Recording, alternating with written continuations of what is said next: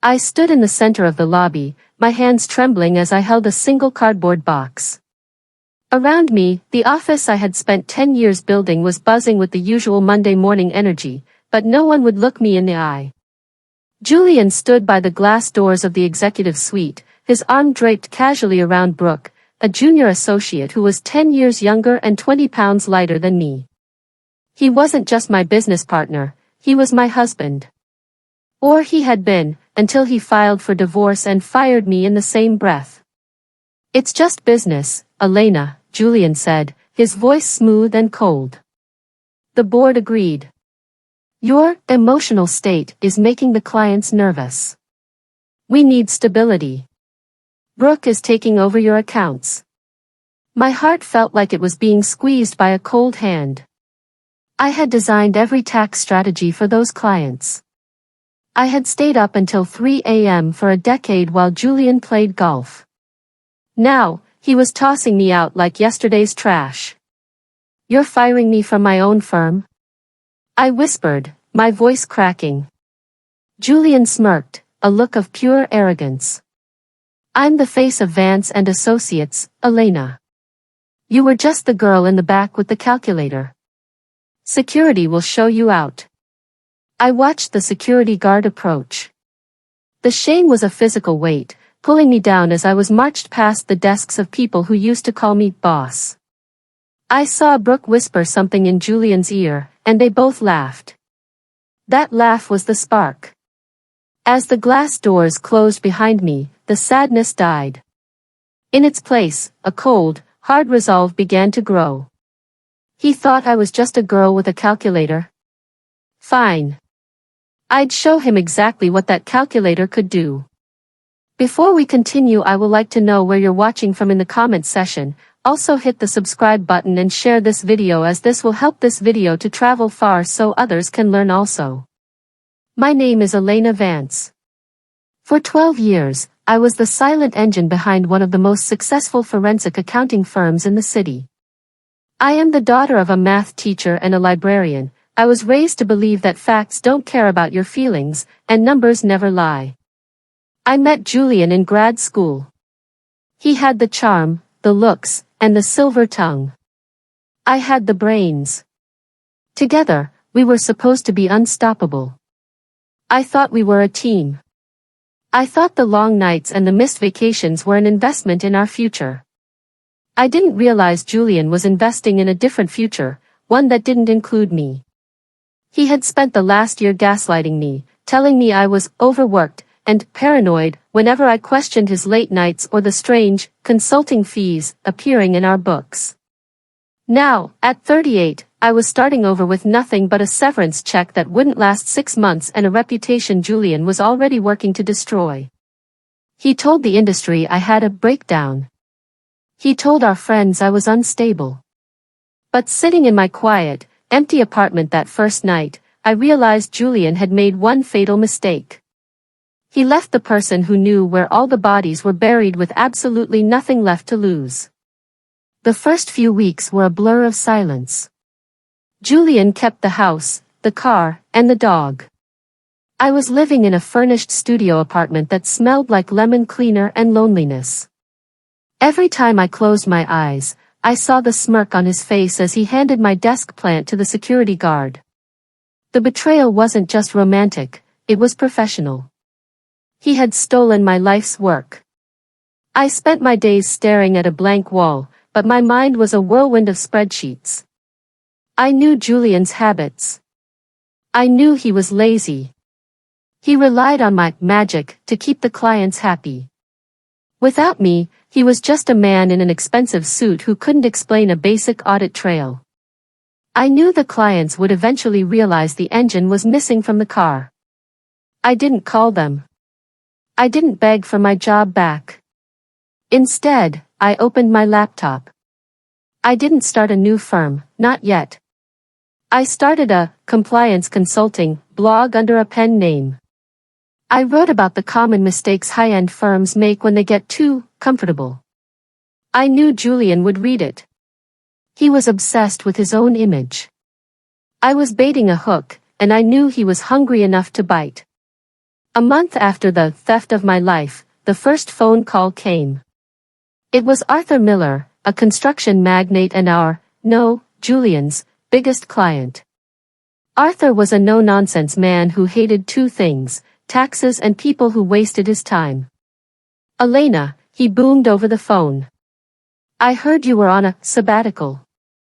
But Julian just sent me the quarterly projections, and they look like they were written by a toddler with a crayon. What's going on?" My pulse quickened, but I kept my voice flat and professional. "I'm no longer with the firm, Arthur. I'm sure Julian has everything under control."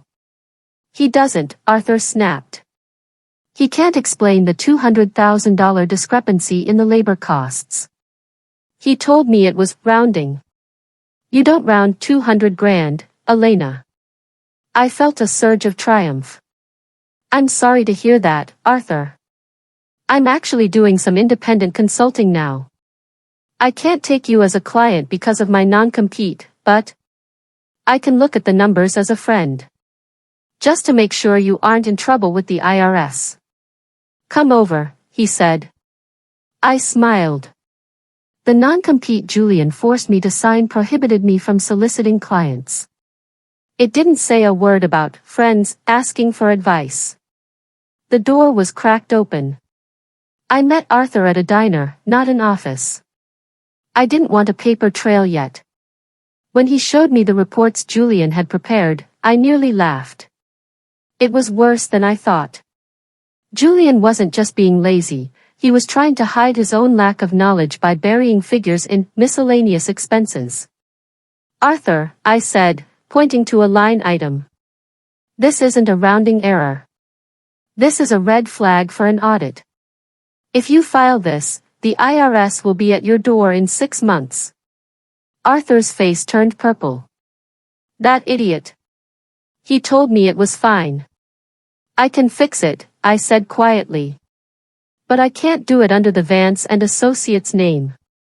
I have my own small LLC now. It's called Clear Path Consulting. If you want to move your business, that's your choice. I'm just telling you as a friend, your current representation is a liability." Arthur didn't hesitate. "I'm firing him tomorrow. Send me your contract." I felt a shiver of excitement. I hadn't stolen the client. I had simply provided the truth. Julian thought he had locked me in a cage, but he forgot that I held the keys to his reputation. By the end of the week, 3 more clients had called. The exodus had begun, and Julian had no idea I was the destination. 2 weeks later, the knock came. I wasn't surprised. I opened the door to find a man in a cheap suit holding a stack of papers. "Elena Vance? You've been served." I sat on my small sofa and read the documents. Julian wasn't just suing me for violating my non-compete. He was suing me for theft of trade secrets, and, I had to read this twice, alimony. He was claiming that because I had stole his top clients, his income had plummeted, and he was now entitled to spousal support to maintain the lifestyle he had become accustomed to. He wanted $15,000 a month. He was also demanding 50% of my new business, claiming it was built on proprietary methods I had developed while at his firm. My blood boiled. He had cheated on me, fired me, and kicked me out of our home. Now, because he was failing without me, he wanted me to pay for his life with Brooke. It was the ultimate act of arrogance. He thought he could use the legal system to bully me back into submission. He thought I would be scared. He was wrong. I wasn't scared, I was inspired. I called a lawyer, a sharp woman named Marcus who specialized in high-conflict divorces. When she read Julian's filing, she actually whistled. "He's got a lot of nerve," Marcus said. "He's basically admitting he can't run his business without you, while simultaneously claiming you're a thief. He thinks he can overwhelm me with legal fees," I said, my voice steady. "He thinks I'll settle just to make it go away." "Will you?" she asked. I looked out the window at the city skyline. Somewhere out there, Julian was probably at a steakhouse with Brooke, toasted to his brilliant plan to bleed me dry. No, I said. I want to go to trial. I want a judge to see everything. Everything? Marcus asked, raising an eyebrow. Julian is a man of secrets, I replied. He thinks he's the only one who knows how to play the game. But I've been keeping a file since the day I found out about the affair. Not a file on his cheating, a file on his business. I wasn't going to play dirty with his personal life. That was beneath me. I was going to destroy the one thing he actually loved, his career. The deposition took place in a sterile, white-walled conference room. Julian sat across from me, looking tan and relaxed. Brooke was sitting in the corner, acting as his assistant. Every time Julian looked at me, he gave me a pitying smile, as if to say, "Look how far you've fallen." His lawyer, a shark named Sterling, started the questioning. "Ms. Vance, isn't it true you contacted Mr. Miller within 48 hours of leaving the firm?" "No," I said clearly. "He contacted me." "And you just happened to have a new company ready to take his business?" "I had a company ready to protect my own interests," I countered. As for his business, he chose to leave because of gross negligence in his quarterly reports. "Would you like to see the errors?" Julian's smirk faltered for a microsecond. Sterling moved on. "Let's talk about your income. You're making quite a bit now, aren't you? While my client's firm is struggling. You owe him the support he provided you for a decade." I looked directly at Julian. "I provided the support, Julian. You provided the suits. The only thing you're accustomed to is the fruit of my labor. That ends now." Julian leaned forward, whispering just loud enough for me to hear. "You're going to lose everything, Elena. Just give up now and I might let you keep the apartment." I just smiled and clicked my pen. I was counting the days until the trial. In legal terms, discovery is where both sides have to show their cards. Julian's team demanded my bank statements, my client list, and my proprietary software. I gave it all to them. I had nothing to hide. My business was clean, legal, and thriving because of my talent. In return, I demanded the firm's forensic ledgers from the last 3 years. Julian's lawyer fought it. They claimed it was irrelevant and protected information. But because Julian was suing for alimony based on his lost income, the judge ruled that his financial health was a central part of the case. They had to hand over the books. I spent 3 weeks in my studio apartment, surrounded by boxes of paper and digital files. I didn't look at the affair. I didn't look at the mean emails he sent Brooke about me. I looked at the numbers. I looked at the client trust accounts. I looked at the referral fees paid to shell companies I didn't recognize. And then, at 2:14 a.m. on a Tuesday, I found it. The career ender. It wasn't a mistake. It was a pattern. Julian hadn't just been lazy, he had been desperate. The file was buried in a subfolder labeled Office Supplies, 2023.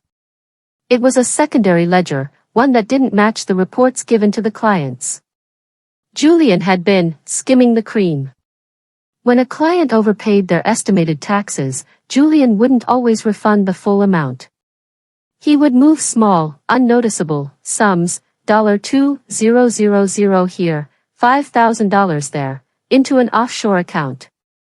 Over 3 years, he had stolen over $1.2 million from his own clients. But there was a catch. To make the numbers work on the official filings, he needed a second signature. My signature. I looked closer at the digital documents. My stomach turned. He had used a high-resolution scan of my signature from our marriage license and digitally transposed it onto the fraudulent documents. He had been setting me up to be his fall guy for years. If the firm was ever audited, it wouldn't look like Julian's theft. It would look like my embezzlement. The level of betrayal was staggering. He didn't just want to replace me, he wanted to be able to destroy me if I ever turned on him. He had handed me a loaded gun, thinking I wouldn't know how to pull the trigger. But he forgot that I was the one who taught him how to shoot. The night before the trial, Julian called me. My lawyer told me not to pick up, but I wanted to hear his voice. I wanted to see if there was any shred of humanity left. "Elena," he said, sounding tired. "Look, this has gone too far. Sterling says the judge is a stickler. Just sign over the Miller account and 20% of your future earnings, and I'll drop the theft charges. We can both move on." "What about the alimony?" I asked. "I need that, Elena. The firm it's in a transition phase. I have expenses." "You mean Brooke has expenses," I said. "The jewelry, the new car. I saw the receipts in Discovery, Julian. You're using client money to pay for her life." There was a long silence on the other end. "You don't know what you're talking about," he hissed. "You have no proof of anything. If you go into that courtroom tomorrow, I will make sure the industry knows you were the one who signed off on the discrepancies. I'll ruin you." "I guess we'll see," I said, and hung up. He was scared. He knew I had found something, but he was gambling that I wouldn't have the guts to expose it, because exposing it meant exposing the fraud that carried my name. The courtroom was small, paneled in dark wood, and smelled of old paper and floor wax. Julian sat at the plaintiff's table, looking every bit the successful executive. He wore a navy suit and a confident expression. Brooke sat in the front row, wearing a designer dress that I knew had been bought with stolen money. The judge was a formidable woman named Judge Holloway. She had a reputation for being no-nonsense and incredibly sharp with financial crimes. "We are here to discuss the matter of spousal support and the alleged theft of trade secrets," Holloway began. "Mr. Vance, you may begin." Julian's lawyer stood up and painted a picture of a broken man. He talked about how Julian had nurtured my career, how we had built a life together, and how I had plundered the firm's assets the moment I left. He showed charts of the declining revenue at Vance and Associates. He made it sound like I had ripped the heart out of a thriving business. "She didn't just leave," Sterling argued. "She took the crown jewels. My client is facing bankruptcy because of her vindictiveness." I sat perfectly still. My lawyer, Marcus, squeezed my hand. "Ready?" she whispered. I nodded. Julian took the stand. He actually managed to make his eyes look misty.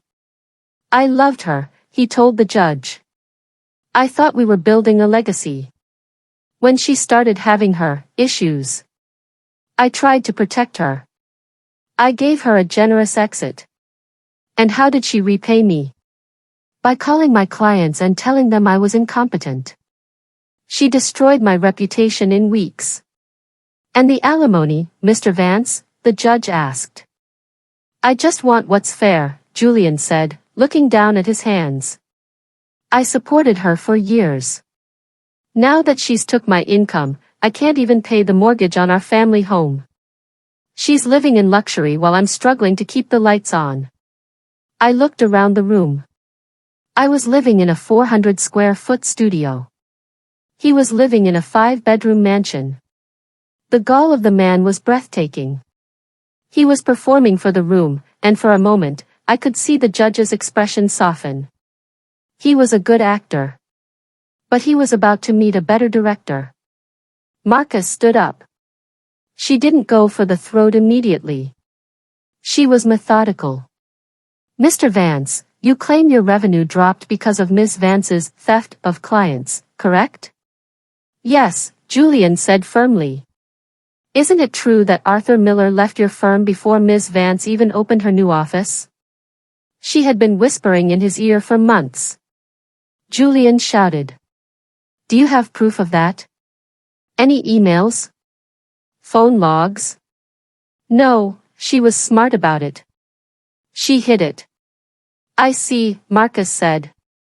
Now, let's talk about your expenses. You say you can't pay your mortgage, yet you recently purchased a $12,000 diamond tennis necklace. Was that for Elena? Julian glanced at Brooke. That was a business gift. For a top performer. A junior associate? Marcus asked, smiling. Interesting. And which account did that money come from, Julian? My personal savings, he snapped. Really? Because our forensic team traced that wire transfer back to a client trust account belonging to the Miller Construction Group. The room went silent. The judge leaned forward, her eyes narrowing. Julian's lawyer jumped up. Objection. This is a divorce and alimony hearing, not a criminal trial. The plaintiff is claiming financial hardship, Judge Holloway said. If he is using client funds for personal gifts, that is highly relevant to his hardship. Overruled. Julian was sweating now. It was a temporary loan. I was going to pay it back. A loan from a client who didn't know they were lending you money? Marcus asked. Let's look at the bigger picture, Julian. You claim Elena stole your trade secrets. What secrets, exactly? Our proprietary auditing process. Julian said. You mean the process Elena wrote? Marcus asked. The one you couldn't explain to Arthur Miller, which is why he fired you. Your Honor, I'd like to submit Defense Exhibit D. Marcus handed a file to the bailiff. Julian looked like he wanted to bolt for the door. This wasn't the theft file. This was something else. The judge opened the folder. Inside were copies of the digital ledgers I had found. But I had gone a step further. I had hired a digital forensics expert to track the metadata of the signatures. What am I looking at, Ms. Marcus? The judge asked.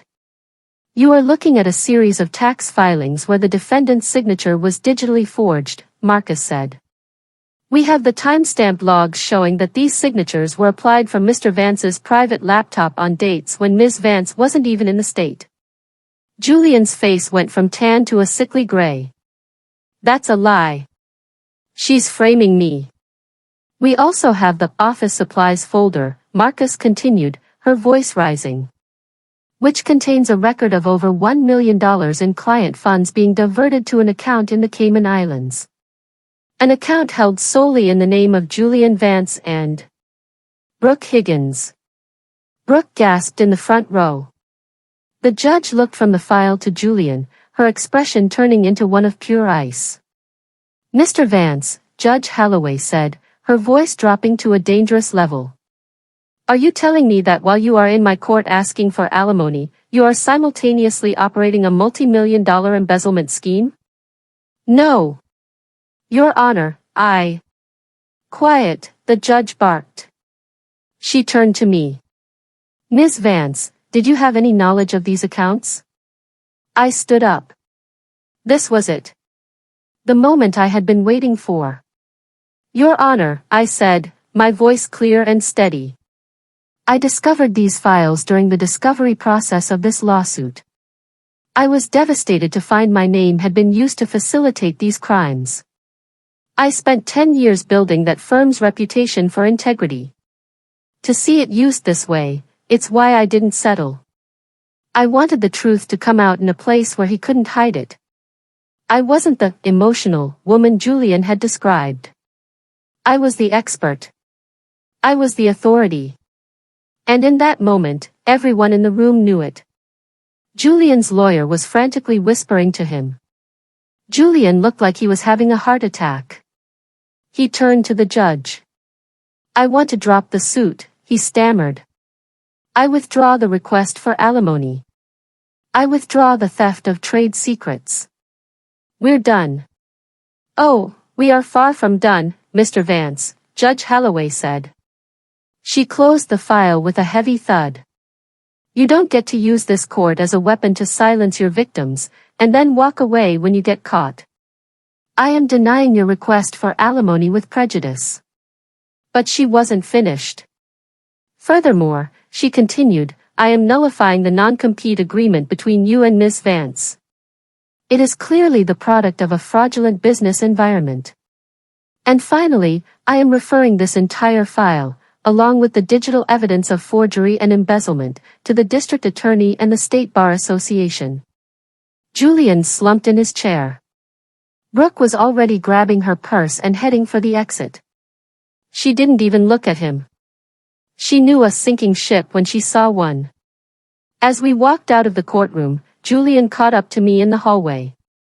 He looked pathetic. His tie was crooked, and he was shaking. Elena, please, he whispered. If this goes to the DA, I'll go to prison. Tell them it was a mistake. Tell them you authorized the signatures. We can still fix this. I'll give you the house. I'll give you everything. I stopped and looked at him. For the first time in months, I didn't feel anger.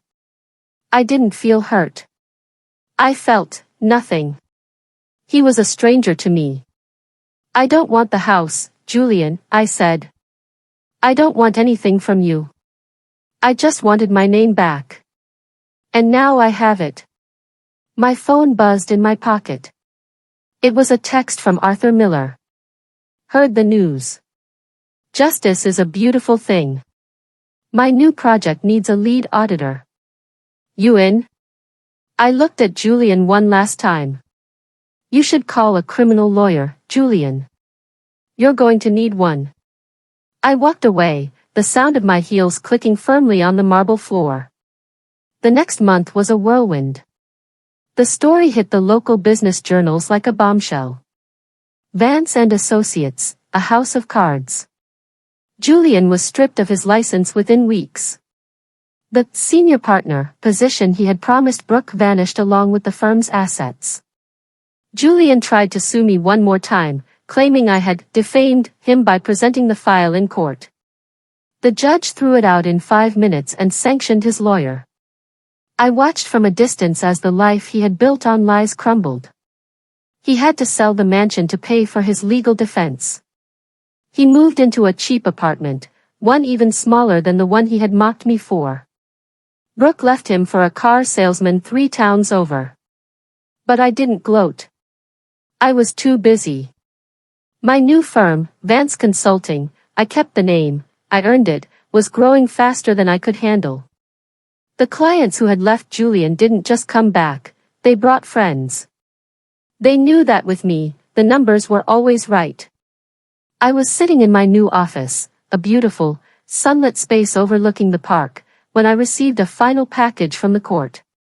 It was the result of the forensic audit the state had conducted on Julian's accounts. There was one more thing Julian hadn't told me. One more secret. The offshore account wasn't just for him and Brooke. He had been moving money into a trust fund for a child I didn't know existed. A child he had with a woman from a previous business trip 5 years ago. He hadn't just been cheating for a year. He had been living a double life for half our marriage. I felt a brief pang of sadness for the woman I used to be, the woman who believed his lies. But then I looked at the certificate on my wall. I was the lead auditor for 3 of the biggest firms in the state. I was independent.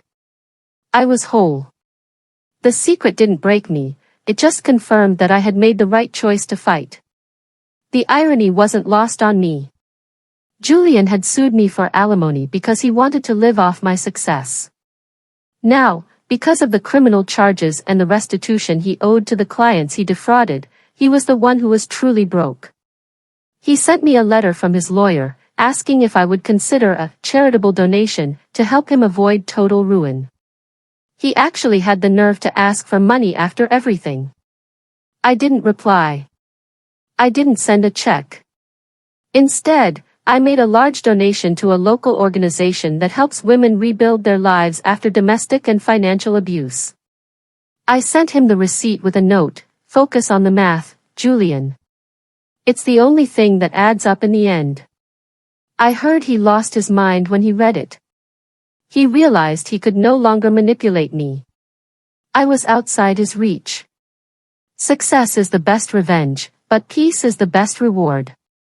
My firm was now the go-to for any company needing a cleanup. I became known as the woman who could find a needle in a haystack of corruption. I bought a small, beautiful house by the lake. No 5 bedrooms, no marble statues, just a home that was mine. I got the dog back, too. Julian couldn't afford the vet bills, so he had graciously offered to let me have him. Walking my dog along the water, I felt a sense of freedom I hadn't known in a decade. I wasn't the girl in the back. I wasn't the silent partner. I was Elena Vance, and I was exactly where I was meant to be. I stopped checking the news for Julian's name. I didn't need to know how his trial was going. I knew the evidence. I knew the math. The outcome was inevitable. Julian tried one last time to reach me. He showed up at my office, looking haggard and old. He tried to get past the receptionist, claiming he was my husband. I didn't see him. I didn't even leave my desk. I told the receptionist to call security. Tell him, I said over the intercom, that he is a stranger who is trespassing on private property. If he has something to say, he can say it to the district attorney. I watched on the security feed as he was escorted out. He looked up at the camera, his eyes pleading. I didn't feel a flicker of emotion. I simply turned off the monitor and went back to my work. The door was closed. The file was finished. He was a ghost of a life I no longer lived. I had outgrown him in every possible way.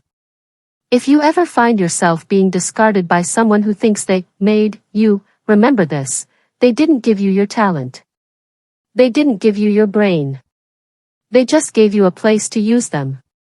Julian thought he was the sun and I was just a planet reflecting his light. He didn't realize that I was the one keeping the system in orbit. When I left, his world didn't just get dark, it collapsed. I am thriving now. Not because of revenge, but because I finally stopped dimming my own light to make someone else feel bright. I gave the judge a file that ended his career, but more importantly, I gave myself a life that he can never touch. Know your worth. Keep your records. And never, ever let someone tell you that you're just the person in the background. Because when the background walks away, the whole stage falls down. I'm Elena Vance. I'm a forensic accountant. And I've never felt more alive.